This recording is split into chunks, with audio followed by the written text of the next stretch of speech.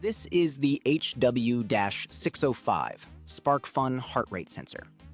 It can measure heart rate and proximity from a human finger. If you look at the back of the sensor, it has 8 pins.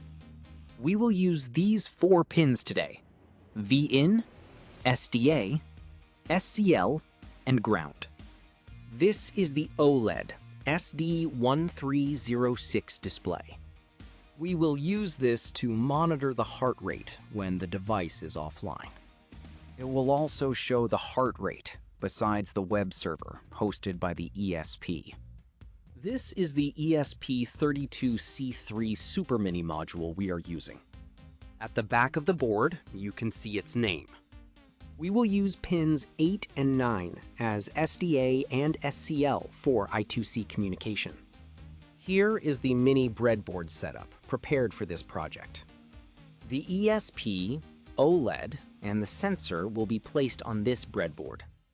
Turning on this switch, a lithium polymer battery is used, which is ideal for ESPs. I used a TP4056 charging module to charge the battery. The circuit diagram is available in the video description. Let's place the ESP module on the breadboard first. Next, we mount the OLED display right here. Now, we insert the heart rate monitor. Make sure the SDA and SCL pins align with the designated spots.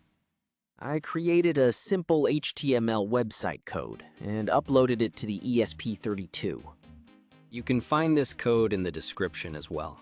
It displays both the live heart rate monitor and a real-time graph. Let me turn on the device now. As you can see, it successfully connects to my Wi-Fi. The display now prompts to place a finger. This is the web page currently being hosted. It will display the BPM and the heart rate graph. Let me change my gloves to test the heart rate sensor. With my gloves changed, I will now place my finger on the sensor. The red LED glows, and it calibrates for 10 seconds for accurate results. It's calibrating now.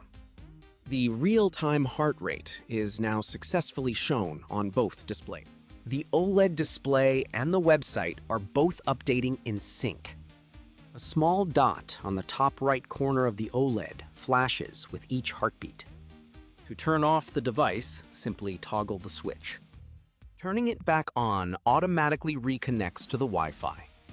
Once started, place your finger to initiate calibration again. It calibrates for 10 seconds each time a finger is detected. This is how the complete device works. Thank you so much for watching. Please like this video and subscribe to our channel for more projects.